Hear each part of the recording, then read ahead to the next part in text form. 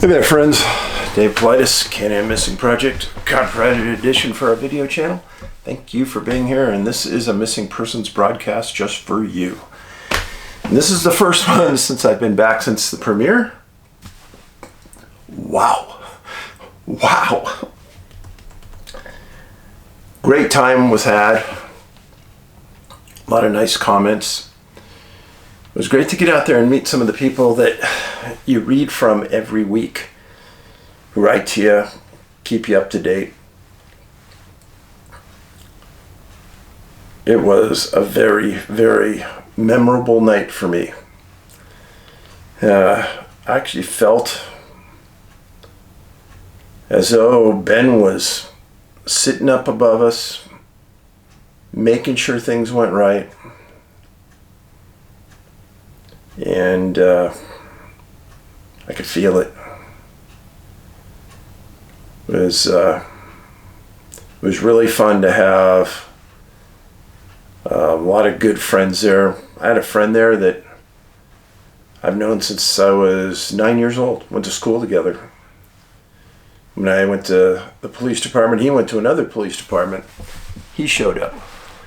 I had my first roommate when I was a policeman show up at the premiere. Oh, the people were just so good. And I can't believe how nice some people are, truly just warm. I had people bring me books. People bring me pens, t-shirts. So many things. Somebody brought a placard about Great Pyrenees. Probably the most overwhelming gift was somebody brought a fishing rod holder that was 9 feet tall. And this man had built me a custom fishing pole, and on it said Ben's dad. I looked at him, I said, I flew down here, am I supposed to get this home? He says, yeah, I already called, and most of the airlines will take something up to 10 feet. And he was right. And we got on our flight, and they handled it like it was a ski. And they made it back in one piece. It was an amazing piece of work. And then the other fun part of this was playing the movie. It's my feelings about the movie really aren't important. It's your opinions that mean everything. And I'm going to read you some opinions in here. But this is the first time that I've done a film at the premiere. I swear this is the truth, where someone didn't come up and make a negative comment about the movie. And this is the first time we've had a crowd this large. The first time I did a premiere, there were 100 people. Second time, 150. And this time we're pushing 300. And the general comment is that this was a thinking person's movie. That it really caused your mind to open up and think. That's good. It's the one thing I want to get across in my movies is that it's a learning event, and that you leave there with a different perspective about things than you had when you walked in. And I know that happened because I heard so many of those comments. That's good. The other comment that I had in general was people had fun. I'll explain kind of how the evening went. So you come in, everyone showed up about 4:30. We had an open bar, so everyone could get a drink, talk. Then at 5 o'clock, a buffet dinner was served, and everyone went through the line. And we sat out in a big courtyard at a museum. It was a very pretty place. And we were all outdoors, and we were in Arizona. It was 70 degrees when we were eating dinner. It was almost perfect. And then at the end of dinner, we all went into the theater and we watched the movie. At the end of the movie, I feel bad, really, really bad about this. People didn't know it, but right at the end of the movie, they cut it. Well, at the end of the movie, in the credits section, there were several thank yous to people that were critical to this movie. And they couldn't get the DVD to run back around in time to play the credits, but if you get a DVD, you're going to see the credits. And in there, you're going to see who I really thanked with my open heart 1,000,000 times over. But after the movie, we had a 30-minute break. Everybody went out, got a bottle of water, stand around, talk about the movie, and then came back in. We did something different this time. There were several important people in that audience. People way more famous than me, and I'm not famous. But people that were famous were there. And if you've watched the Skinwalker Ranch series on the History Channel, they've had some really, really good talent. And one man named Jonathan Dover was a Navajo ranger for 31 years. And his job was to go out and investigate livestock issues and be a ranger for the property, wildlife, etc. And he came in and he said that the tribe had given them the permission to investigate Bigfoot sightings, UFOs, all kinds of things. In 31 years, he said he investigated things that were just very odd. And he was one of the best interviews I could even think about having. And interviewed him in front of the audience. We had a little Q&A. Then we have another surprise interview that after the movie breaks, I'll show that interview. But at the end of the interviews, thanked everybody. We departed. It was about 11 o'clock. So it was a full night. And a lot of people hung around, thanked me, thanked Angie, thanked our help. A huge, huge thank you goes out to Phoenix MUFON, who a lot of their staff helped us put this together. And I'm indebted to them, very much so. So, the next big thing, the premiere of the movie. Couple of things. The distributor of the movie now put up a site where you can pre-order the movie online, and that'll be on the #1 pinned comment on this video, and I'll put it up there as soon as I can get it up. It won't be soon, but keep checking. And then we are also offering a pre-sale on the online version. That's what you're purchasing. And then there's also a pre-sale on DVDs and Blu Rays that you buy directly from me in our store. And the DVD version has two extra segments to it that are fascinating. That's all I'll tell you. It's really fascinating. So, yeah, you do get something extra. Now, without any further ado, I should tell you this too. We talked about the premiere and how can we show some appreciation to the people that came, besides showing them a good movie, giving them a good dinner. And one thing we decided to do, Angie and I spoke about it, is let's give them something to go home with. So everybody got this poster, and I signed everyone. We got there a day early, and I sat in our room, and Angie fed them to me, and I just signed them slowly. So everyone got a signed poster. We also gave them a cap, a knit cap for the winner. And you can see the logo is on it from the movie. And then we gave them a pin that had the same logo on it as a thank you and keepsake for the event.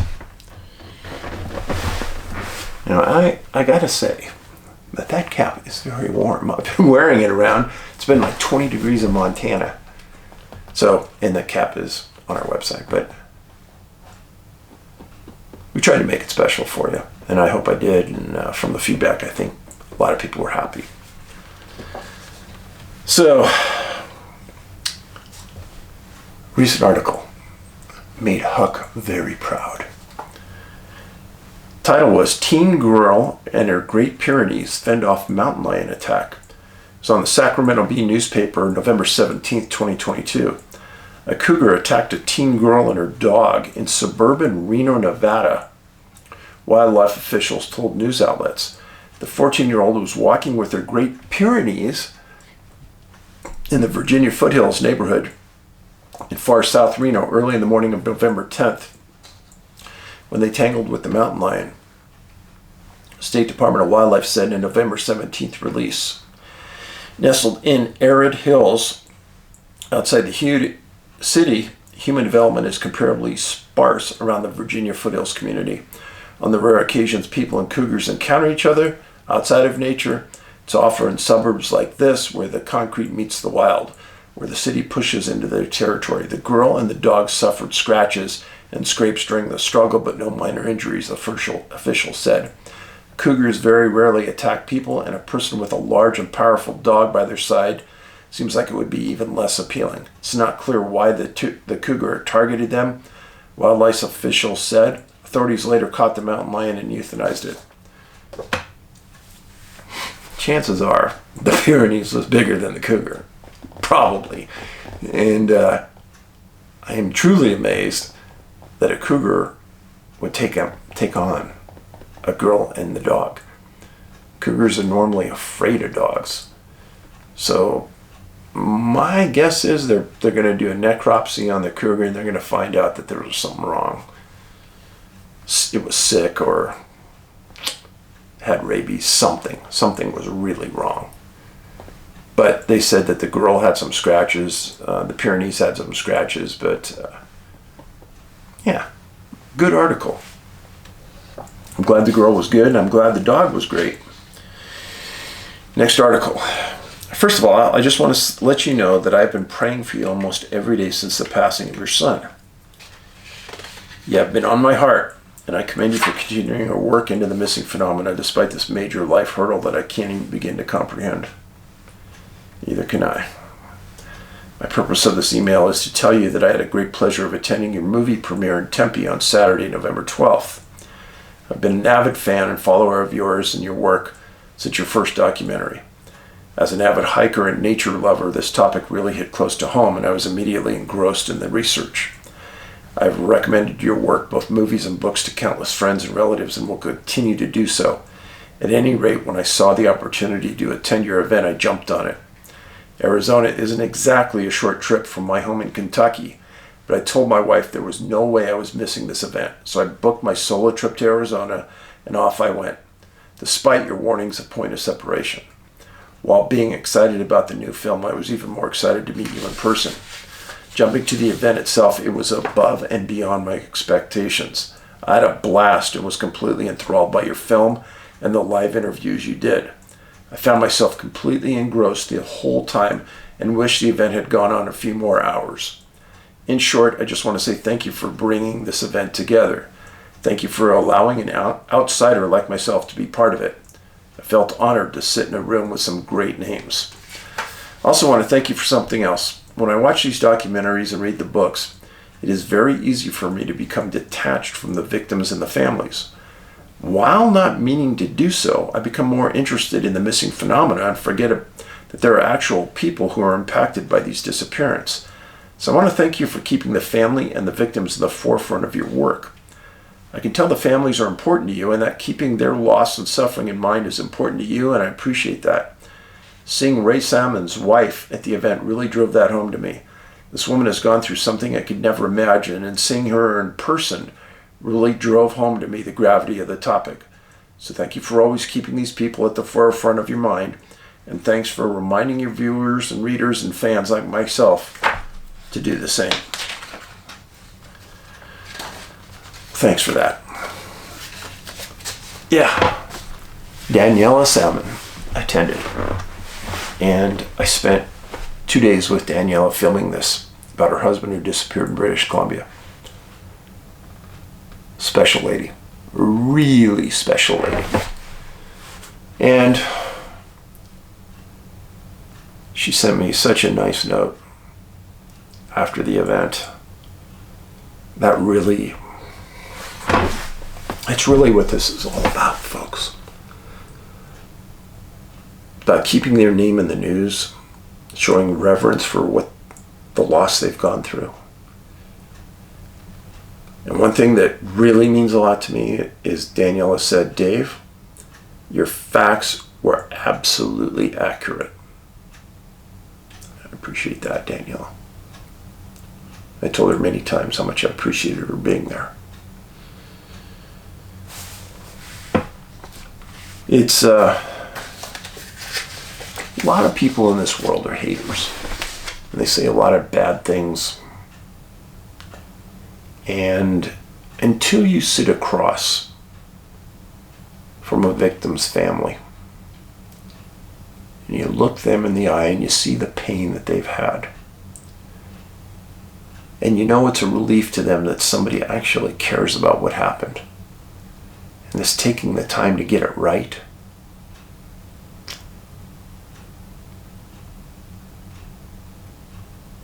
it'll change you. I lost count how many times I've done this. But every one of these is a part of me right now. And I know that. I think that victims' families, there is no mechanism out there to support them. Because after that initial search, everybody just forgets. And they're on to the next missing persons case.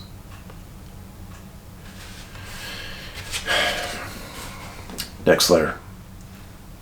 Hey, dear Dave, congratulations on a successful showing of Missing 411, the UFO Connection. I came from Albuquerque and met my cousin there who was from Gilbert, Arizona. We were absolutely mesmerized from the moment we got to the beautiful venue, and we are still talking about it. We met so many like-minded people that we became instant friends. Wonderful social hour, dinner, and then the movie. You and your team did an outstanding presentation, and I am definitely getting a DVD version to watch it again. No spoiler alerts here, villagers. This is a must-see for our type of community. The Paranormal Rangers, Mr. Dover, were perfect guest speakers. You really gave us a treat there, Dave. And their credibility and ease of speaking of unusual events kept us on the edge of our seat.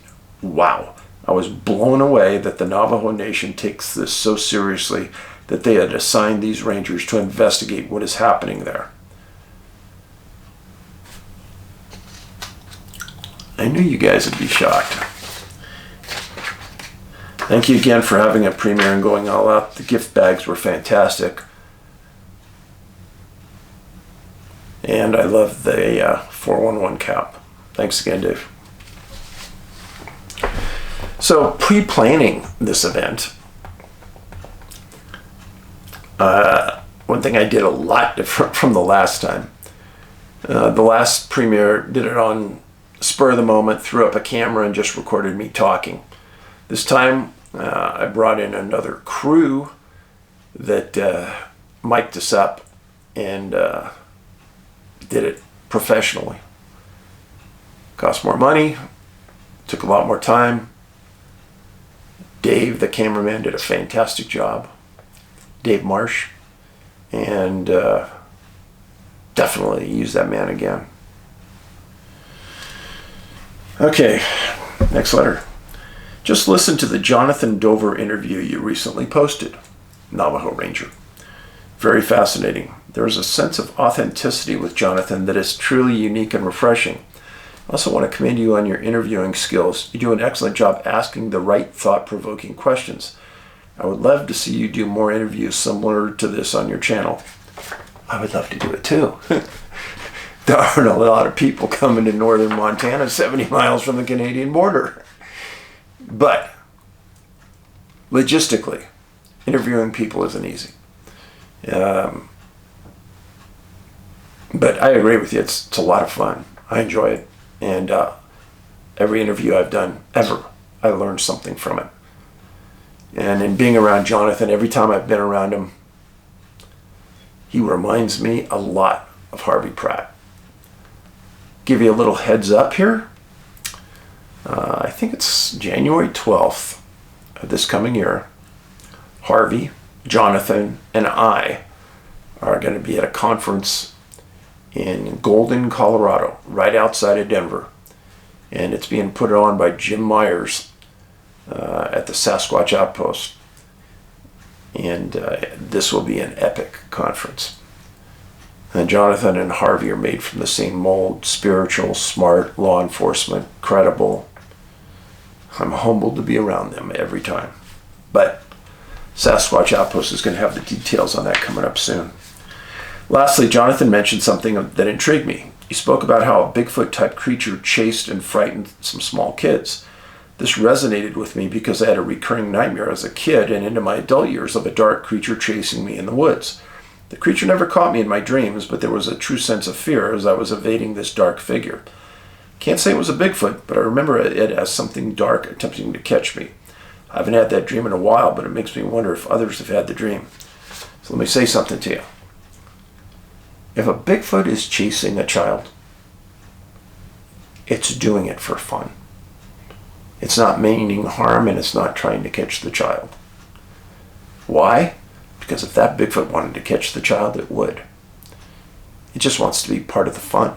I think it's probably a child Bigfoot or a teenage Bigfoot. And I've heard similar stories like this from tribes, and that's what they say is going on. And I believe that. I do think there's something to this, since the dream state is very mysterious and scientists don't have a true grasp on what is happening when you dream. I've read that the dream state is the fourth or fifth dimension of reality. There's something about this that feels connected to your work regarding disappearances, UFOs, Bigfoot. The dream state or fourth dimension could partly explain why we can't put our finger on these mysteries. Keep up the great work. Looking forward to watching your new documentary. Thank you for that. Next letter. I've been a fan from the beginning of your YouTube venture and have never missed a video. Wow. Thank you very much. While listening to, let me stop there for a second. Every week I get emails and notes from people saying, hey, would you look into this case, or would you look into that case? Friends, 95% of the time I've already done the case, and it's part of my 390 videos that are up on our channel. If you're looking at a YouTube, bottom left portion of the screen, you see the little Can-Am logo. Click on it. That'll take you to a page that has subtitles underneath. Click on videos and it'll get you to all of our videos. And I try to put pictures up of the victims, just like I did here on this video, so that you kind of know what you're looking at as you're scrolling through. While listening to you, you said I've spent hours and hours looking into space. Me too.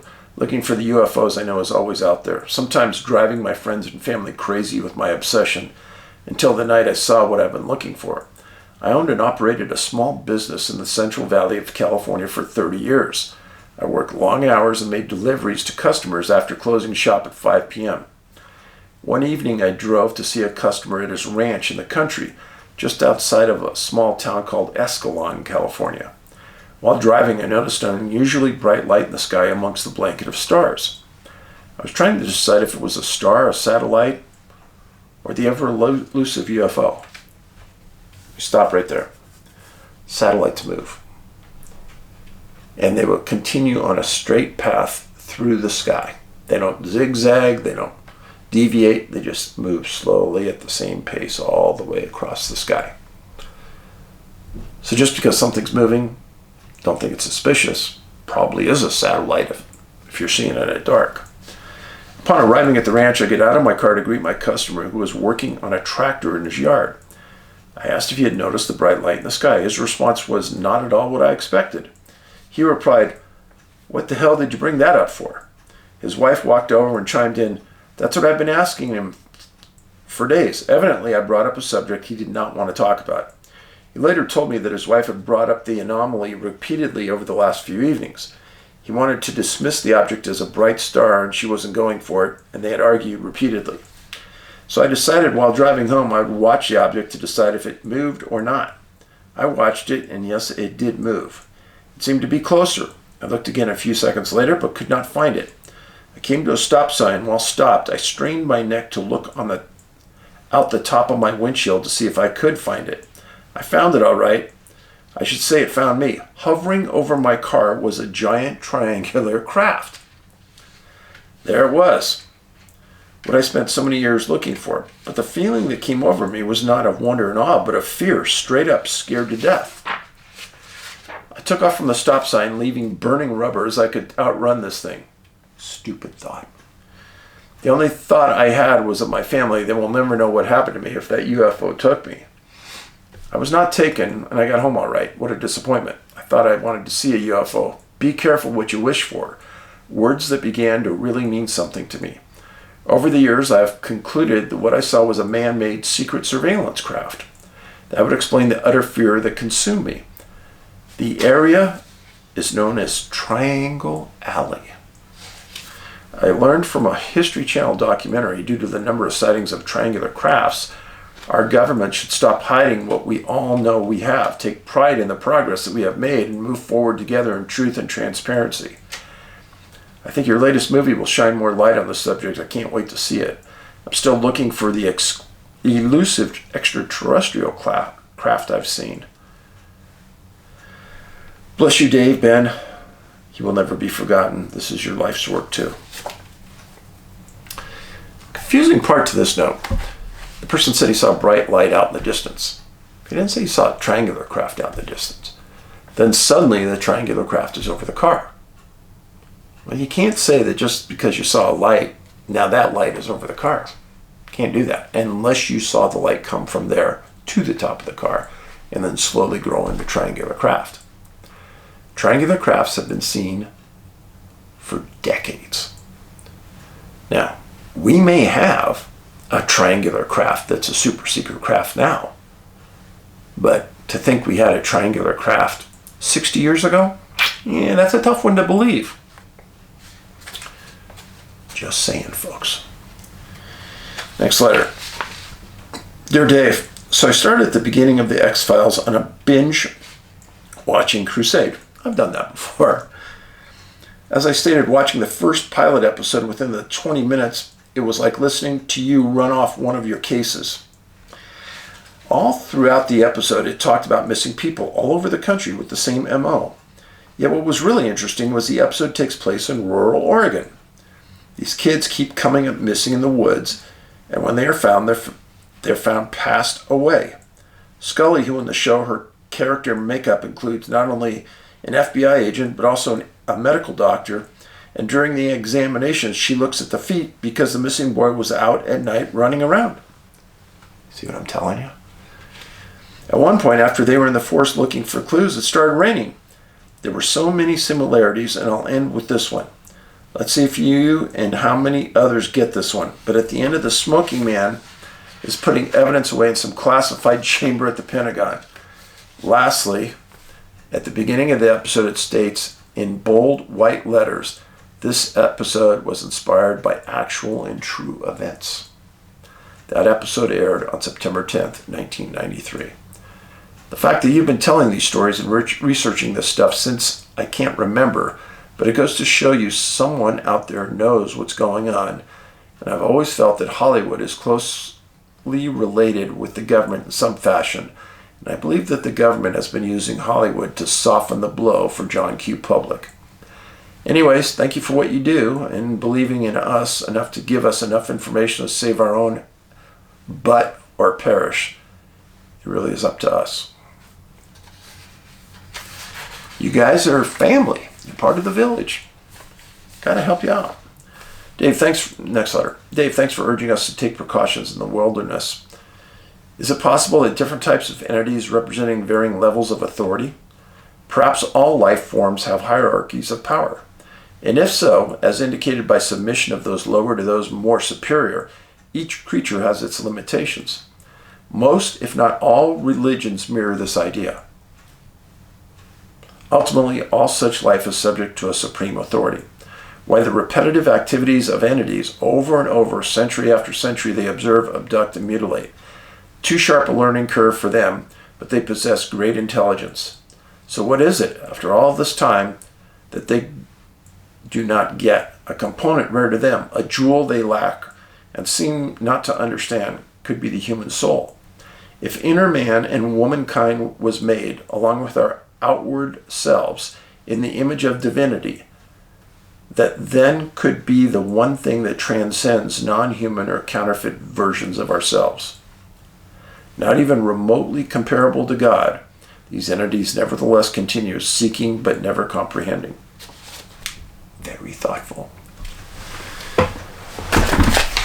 Hold on a sec here, I gotta move something so Huck can be a little closer to us now. Okay, now she's much happier. Next letter. Just watched the episode on YouTube of the Jim Myers interview. Jim Myers made a statement that I cannot back up enough. I've experienced Jim Myers, the guy I just talked to you about, owner of the Sasquatch Outpost that's putting on this conference in January. Really good friend. Jim and I have spent a lot of time together. I've experienced firsthand both demonic activity and Bigfoot activity as well. The two are not even close to the same type of encounter or event. You never get that pure wrong feel or sometimes outright evil feel with Bigfoot. Just a sense of probing or a sense of being watched. So let me say that is not true. I've had many people state that they were scared out of their wits and they felt it demonic. Just telling you. I've been dealing with the Sasquatch issues for around a decade now, and I've been even physically touched by a small one that was playing some sort of game with me while I would sit on the porch at night and never sensed a thing. As far as demons go, where to start? I guess the 2-foot encounter is physically the closest. A friend of the family was loopier than a corkscrew and was living with my brother. I went to visit my brother one day and was trying to talk with my friend, but he was completely in la-la land, running his hands across a computer screen telling me he was programming it. I just guessed he forgot or refused to take his meds, as at this point, it just felt like there was something wrong. I was worried about him, but I couldn't put my finger on exactly what was wrong. Just a general persistent feeling in the air that something was off. My friend wanted to talk about Christ, so I discussed the issue with him, figuring it would cheer him up. Then he made a statement that set me back. I can't even remember exactly what he said. I just remember it was so evil, I instinctively responded with the phrase, quote, "In the name of Yahshua, get away from me, Satan," end of quotes. At this point, he went from screw loose crazy, severe bipolar, basically wild-eyed, barely coherent, with hands sliding around on the computer screen, to completely sane in an instant. He turned squarely to face me and then looked me directly in the eyes. At the same time, a very strong feeling of pure evil washed over me and my hair stood on end. He then spoke the words perfectly, calmly, and evenly, just the way too deep in a pitch, and I quote, "Where do you want to go, Paul?" It doesn't get any more firsthand than that, and not be possessed yourself. Since then, I've had to deal with numerous entities over the years. They have a definite feel about them, and they are more than willing to play act.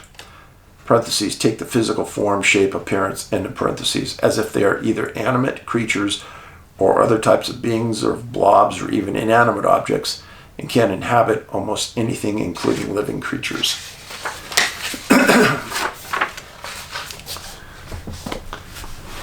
I can say there's really been only one time where I was faced with something that for a matter of seconds, I thought that I was faced with something demonic. I was a policeman. I was on the SWAT team. And we work in a uniform, police uniform, in unmarked cars. We could go anywhere we want in the city, and our job was to initiate activity for around the corner from a robbery, we'd respond, but we didn't handle calls for service. And it was probably 1:30, 2 o'clock, maybe 2:15 in the morning, driving through downtown San Jose, headed back to the police station for the end of our night. And 99 nights out of 100, I'd be having my partner with me, but he had a cousin or something that was graduating, so he had the night off and I was on my own. As I'm coming through downtown San Jose, right next to San Jose State, there's somebody walking down the middle of the street with about a 6-foot long 2x4, and he's holding it like a baseball bat. And there's a lot of sororities and fraternities down there, and it was a Saturday night, still busy downtown. I thought, I think I better stop. So I put my car in the middle of the street, stopped about 40 feet from this person, told communications I was out with a dangerous subject and to send backup immediately. There was nobody available for quite a while because it was so busy. So I get out of the car and I take my gun out and I pointed it at him. I said, "Hey, stop, put down the weapon." And then they cocked it even further, and the look in the guy's eye, because I had my headlights on, I had my spotlight on him, and I said, "Stop. I've got my gun. I will shoot. Stop. I'm not backing up. Stop." And there was a good 3-4 seconds where I had my finger on that trigger, and it was as close as I ever came to shooting somebody, honestly. And the look in his eye wasn't human. And what distracted him is somebody very close to him on the sidewalk screamed a name. I to this day, I don't know if it was his name. And he turned to look at the person. And just then, other policemen started to arrive. Sirens were coming, and he stopped. And he was probably maybe 15 feet, 20 feet from me. Any closer, and I think that would have been it. And a couple other guys pulled up behind me, and a couple of minutes went by where we just had a discussion. I said, "Hey, whatever the issue, just put it down. Let's talk about it. Don't take a step towards me, just put it down." And we went like that for a couple minutes, and eventually he put it down and got handcuffs on him. But that was very scary. And the person never really came back around to being grounded around me. That area around San Jose State was known to have a lot of halfway houses and a lot of mentally unbalanced people, so we would run into them occasionally. That was a scary night. That was a scary face-to-face I had. So let's get on to the stories for the night. And I got a couple of fairly recent ones for you. First one is a young woman named Katelynn Berry, 26 years old. She was last seen on December 21st, 2021. She's from a small town called Sidney, Montana, way out in eastern Montana, right near the North Dakota border. And she lived in an apartment that her dad built for her in his machine shop, just on the outskirts of Sidney. Her dad had seen her the night of the 21st, or early that evening, and then hadn't been able to contact her. The mom had tried to contact her. Friends had tried to contact her. Eventually, Christmas night, everyone was supposed to come over for Christmas dinner. So her dad went over to the apartment, knocked on the door, no answer, getting concerned. But he thought, just like the entire family thought, maybe she went away for the holidays with her friends. It didn't make sense to him, but they didn't want to raise the alarm.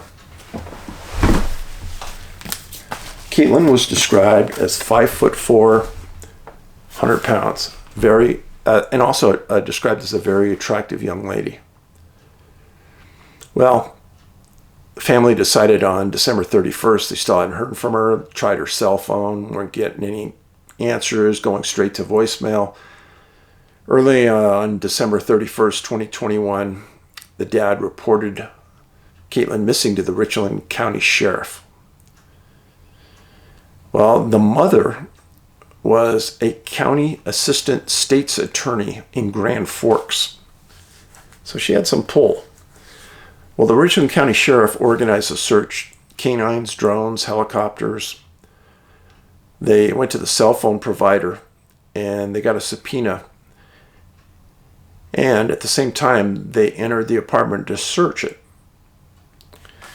So what's interesting about that is they go into the apartment and they found her coat, her purse, her cash, her debit card.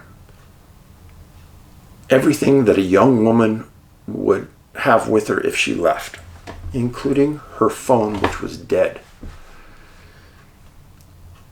They had no leads. There was no obvious crime, and the sheriff stated that many times. But they knew that they had to search that area, and they spent 5 days searching the area around the apartment. So let me show you this.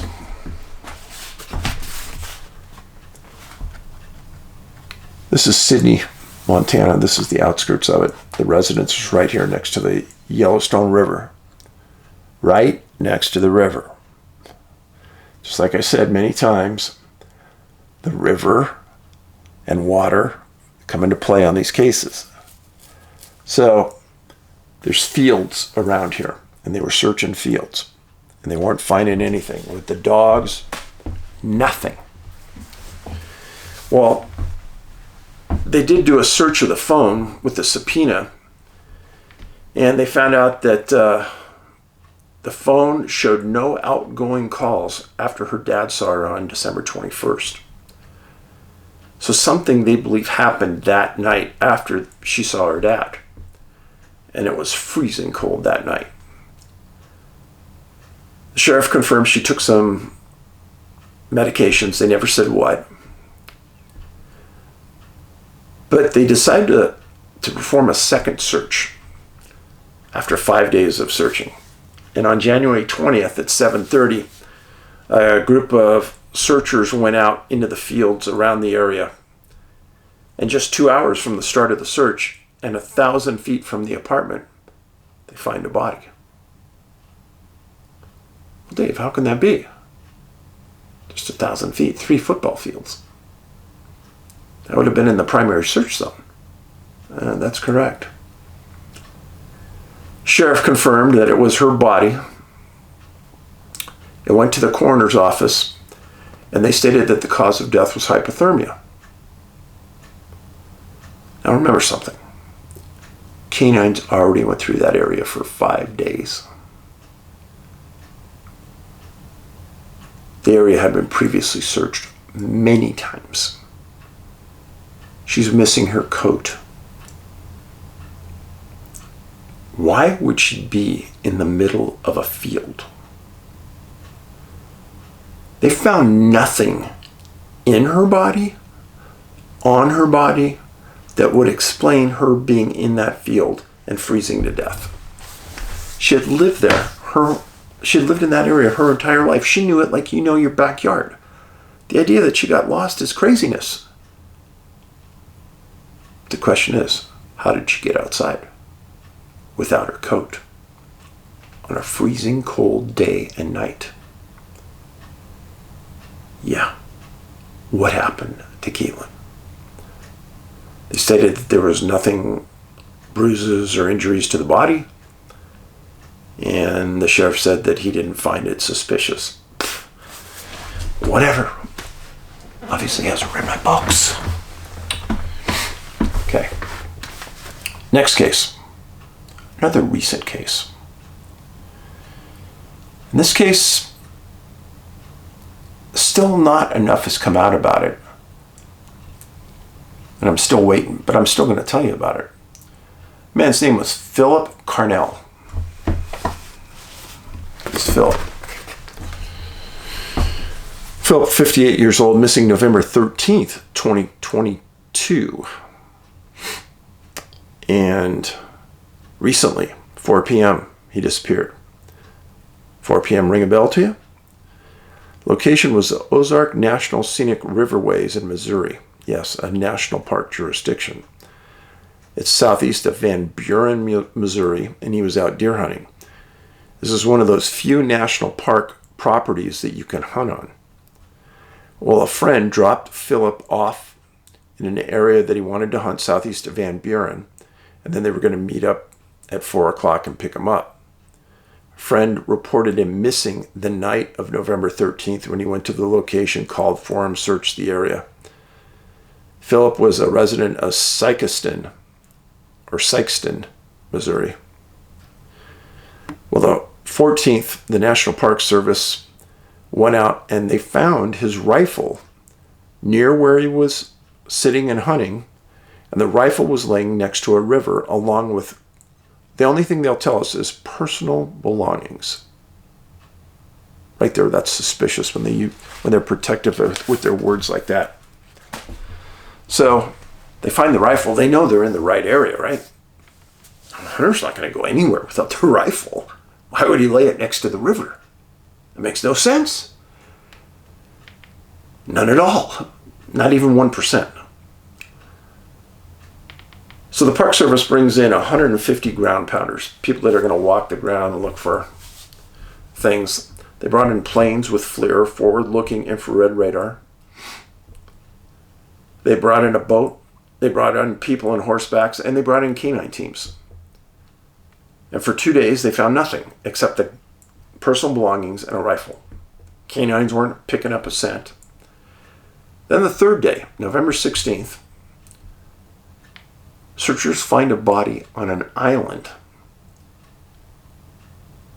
1,000 feet, correct that, very close to where he was hunting. I'll get to that in a second. And it was found by a team on horseback that rode to the island. The ranger in charge of the search, I always love these comments, stated that Phillip went into the river, then tried drying his clothes. That's all that the statement said. How do you know he was trying to dry his clothes? The only assumption that can be made is that his body was found without clothes on it. Think about it. They didn't say he was found without clothes on the body, but how would they know he was drying his clothes? There was no fire found. So they find him. And they stated also that they found his orange hunting vest nearby.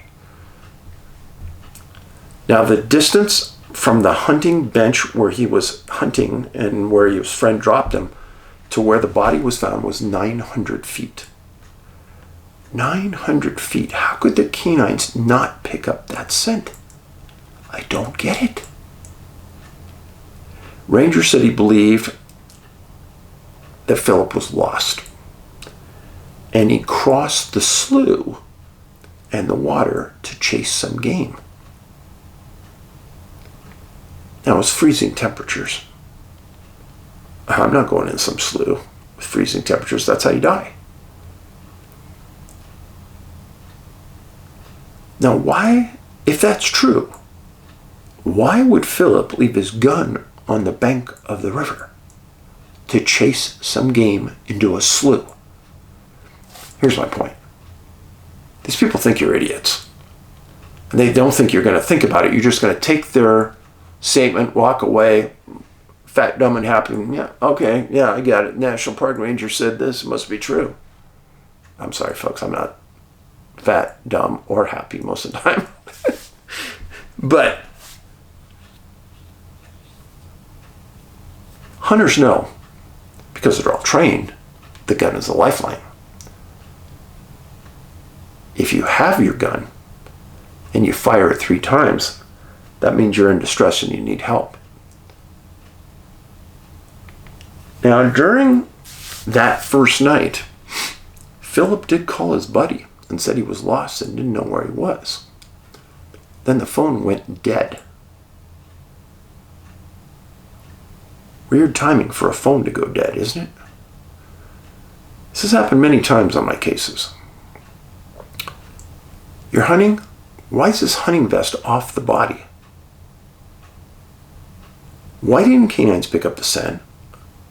Why didn't the airplanes with FLIR pick up the body on FLIR?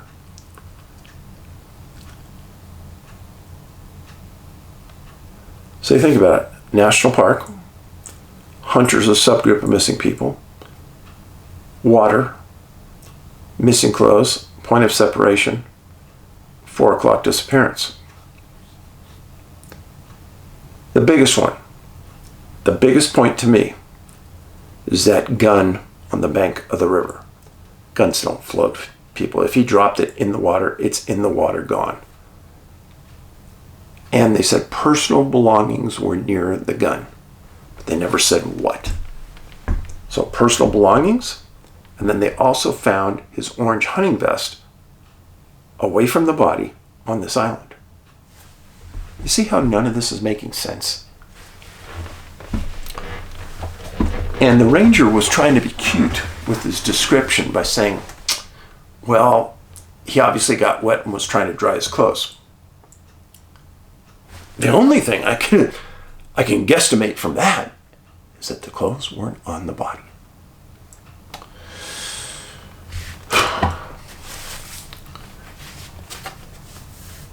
So they said that Phillip died of hypothermia. He was only out there for 3 days. And his friend was yelling for him that first night. And they had hundreds of people over 3 days looking for him. And he never heard them? He never heard them calling for him? Sorry. I don't believe most of that story, even though it came from the National Park Service. Sorry. Next case. Person went missing June 13th, 2015. His name was Walter Scheib. He's German. German ancestry. He went missing in the Sangre de Cristo Mountains in Taos, New Mexico. His occupation was chef. Walter was born in Oakland, California, my neck of the woods. His father was a physicist for Los Alamos Labs. And they moved to Maryland to do work for the government. And he graduated from high school in Maryland. And then he went to the Culinary Institute of America, where he graduated in 1979.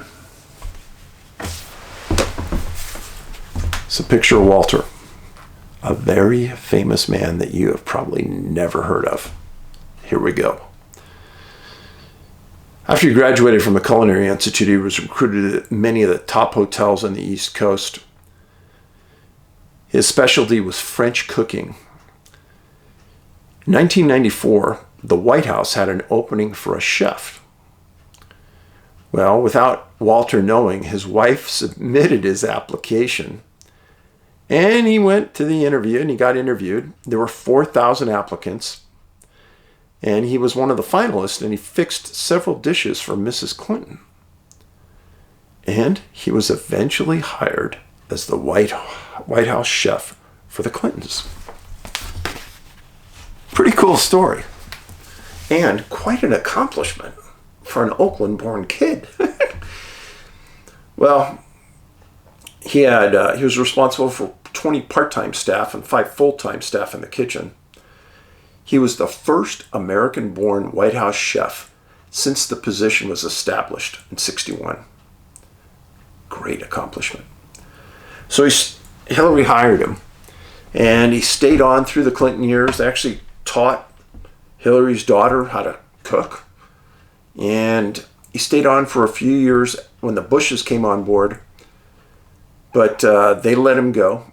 And after he was let go by the White House, he did many specialized catering events. He was on the Iron Chef, and he did a lot of charity events. He lived in Florida, and then just the last year in 2015, he moved to Taos, New Mexico. If you've never been there, you got to go. Great little town with a cool ski area in an area with a lot of people that have disappeared. And I've written about a lot of them. Well, on June 13th, 2015, he drove his Subaru to a location called the Yerba Canyon Trailhead. And it was very near the base of the Taos ski area. I'll show you. So, this is Taos ski area, very famous place. Yerba Canyon Trailhead. This is Lobo Peak. This was the search zone. And he was in the Columbine Hondo Wilderness area. Very remote area out there. Keep Lobo Peak in mind here. So he hiked out about 1.7 miles at least. But they said that they thought that he, during his hike, they're pretty sure that he summited Lobo Peak, which was a decent accomplishment at 12,115 feet. Cell data showed that he had probably hiked it and summited. So on June 16th, his girlfriend hadn't heard from him, which was unusual. So she called authorities and said that he's either fishing or he's hiking in that area where his car was eventually found. Well, the Taos ski area had a public safety officer assigned, and from the trailhead to Taos is a little under 2 miles. And the public safety officer on the 16th found the Subaru and called New Mexico State Police, and a search and rescue was started. Let me tell you something. New Mexico has their act together on search and rescue. I will tell you that because I've seen reports from all over the nation. And I've got a lot of reports out of New Mexico. They should be very proud of their work. They've got a good breakdown on what to do. Well, they knew that he had disappeared probably on the 13th, and the weather in the area where he was hiking on the 13th was described as treacherous. There were thunderstorms that came into the area at about 2 p.m. Well, they pinged his phone, and the phone last operated at 3 p.m. on June 13th, about an hour after the thunderstorms moved in. Well, New Mexico National Guard, along with New Mexico State Police, along with volunteers, came in. And they were searching.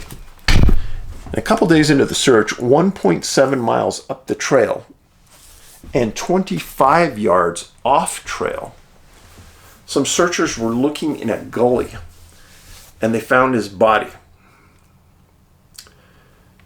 He was deceased. The New Mexico State Coroner stated that there were no injuries on the body, and they listed the cause of death as drowning. A couple of questions here. First of all, let's pretend you get washed into a gully down a hill. You're going to get bumps, bruises, lacerations, broken legs, broken arms. But the chance you're going to drown, not too good unless you're knocked out. But there are a couple problems. He didn't have any serious injuries at all. So how did he drown? They went back up, and there were no trails that collapsed. He had no head injury at all. This is within the northern New Mexico cluster that I've written about. Friends, I don't know how Walter got in that gully. I don't know how he drowned. Even if the water was flowing at an unbelievable pace, if that was the case, it was flowing really hard, then he would have serious injuries all over his body. But he didn't. And if it wasn't flowing hard, then you could probably easily get out of it at multiple locations. Again, this was a gully. This wasn't a flowing river or creek. It was just a gully that fills with water when it rains hard.